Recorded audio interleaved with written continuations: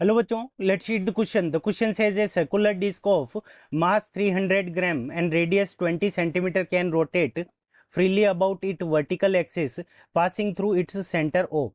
A small insect of mass 100 gram is initially at point A on the disc, which is initially stationary.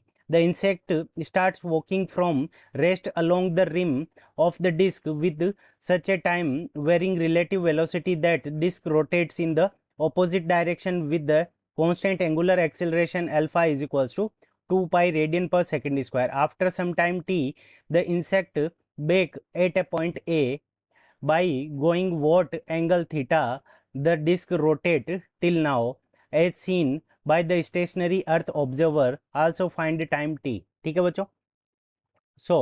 हमारा क्या होता है कि ये हमारा अगर मान लो कि इंसेक्ट की अगर ओमेगा इस डायरेक्शन के अंदर है, ठीक है बच्चों, इंसेक्ट की अगर इस डायरेक्शन में ओमेगा है तो इसके ऑपोजिट डायरेक्शन के अंदर हमारी क्या होगी कि दूसरी डायरेक्शन के अंदर वो ये रोटेट करेगी रिम हमारी, ठीक है बच्चों, क्योंकि दोनों ऑपोजिट डायरेक्शन के अंदर हमें ये गिवन है.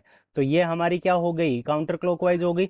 तो सेकंड वाली जो हमारी होगी वो एंटी क्लॉकवाइज होगी, ठीक है बच्चों. तो ये इस डायरेक्शन के अंदर हो जाएगी, ये दोनों एक दूसरे के ऑपोजिट डायरेक्शन के अंदर होगी. ठीक है. अब मान लो कि यहाँ पे ए पॉइंट अगर हम यहाँ पे माने, कहीं पे भी मान सकते हैं, तो ये इसके ऊपर ए पॉइंट यहाँ पर है. ठीक है.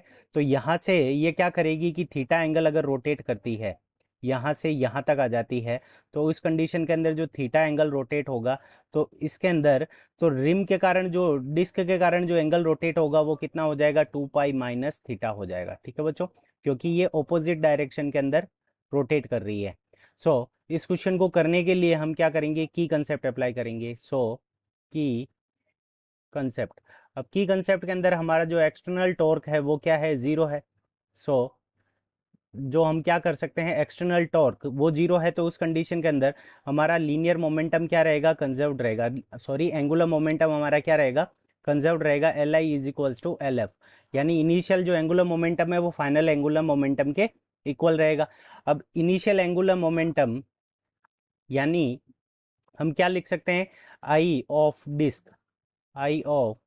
Disc multiplied by omega of disc. ठीक है बच्चों, I of disc multiplied by omega of disc is equals to I of insect. ठीक है बच्चों, I of insect multiplied by omega of insect. तो ये दोनों हमारे क्या रहेंगे, इक्वल रहेंगे. अब देखो इसको हम ओमेगा अपॉन टी करें तो इसको हम अल्फा भी लिख सकते हैं. तो यहाँ से हमारे पास में आ जाएगा I of disc multiplied by alpha of disc is equals to, ये हमारा क्या हो जाएगा, I of insect multiplied by alpha of insect. ठीक है बच्चों, तो यहाँ से हम क्या निकाल लेंगे, अल्फा निकाल लेंगे और अल्फा से हम थीटा की वैल्यू फाइंड आउट कर लेंगे. आई ऑफ डिस्क क्या होगा, तो m r square divided by two. तो यहाँ पे m r square multiple divided by two, और अल्फा ऑफ डिस्क हमें कितना गिवन है, तो ये गिवन है 2 पाई इज इक्वल्स टू. अब ये आई ऑफ इंसेक्ट, तो ये हमारा कितना होगा, मास ऑफ इंसेक्ट यानी स्मॉल एम ले लेते हैं, तो m r square multiplied by alpha of. अब यहाँ पे वैल्यू पुट कर देते हैं तो हमें कितना गिवन है, तो ये 300. तो यहाँ से हमारे पास में कितना आ जाएगा, पहले तो आर स्क्वायर से ये हमारा आर स्क्वायर कैंसिल हो जाएगा और इस 2 से ये हमारा 2 कैंसिल हो जाएगा. तो हमारे पास में मास कितना बचेगा, 0.3 kg. 0.3 kg multiplied by pi is equals to, यहाँ से हमारे पास में m की वैल्यू कितनी है, तो मास ऑफ इंसेक्ट कितना गिवन है, 100 ग्राम. यहाँ से कितना हो जाएगा, 0.1 kg मल्टीप्लाइड बाई अल्फा. यहाँ से हमारे पास में अल्फा इंसेक्ट, तो 0.1 से ये पॉइंट कैंसिल हो जाएगा. तो हमारे पास में अल्फा ऑफ इंसेक्ट कितना आ जाएगा, alpha of insect is equals to 3 radian per second square. ठीक है बच्चों, तो 3 रेडियन पर सेकेंड स्क्वायर, ये हमारे पास में क्या आ गया, अल्फा की वैल्यू आ गई इंसेक्ट के लिए. अब देखो जो थीटा जो एंगल रोटेट होगा वो हमारा कैसा है, तो थीटा अगर डिस्क के कारण रोटेट हुआ है तो वो हमारे पास में कितना आ जाएगा, theta is equals to.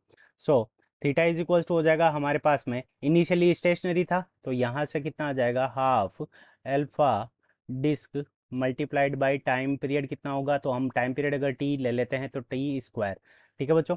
So alpha of disc हमें गिवन है, सो यहाँ से कितना आ जाएगा 1/2 multiplied by alpha of disc हमारा कितना है टाइम पीरियड 2 पाई, सॉरी, और यहाँ पे टाइम पीरियड टी स्क्वायर, तो यहाँ से हमारे पास में जो थीटा की वैल्यू आ जाएगी, so theta is equals to, यहाँ पाई 2 से 2 कैंसिल हो जाएगा, तो थीटा इज इक्वल्स टू हमारे पास में क्या आ जाएगा, तो यहाँ पे theta is equals to pi T square आ जाएगा। सो हमें टी टाइम पीरियड की वैल्यू अगर निकालनी है तो T square is equals to, तो यहाँ से हमारे पास में T square is equals to कितना हो जाएगा, तो थीटा डिवाइडेड बाई पाई, तो यहाँ पे हमारे पास में टी स्क्वायर की वैल्यू आ गई।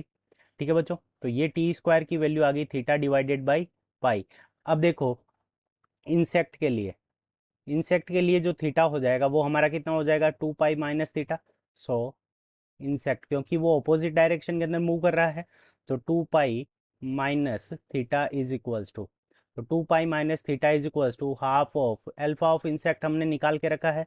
सो half of alpha of insect कितना है हमारा 3 pi multiplied by time period T square, तो टी स्क्वायर की वैल्यू हम यहाँ से रख देते हैं, तो theta divided by pi, so time period की वैल्यू टी स्क्वायर की वैल्यू थीटा डिवाइडेड बाई पाई हम यहाँ से रख देंगे। सो हमारे पास में ये पाई से ये पाई कैंसिल हो जाएगा।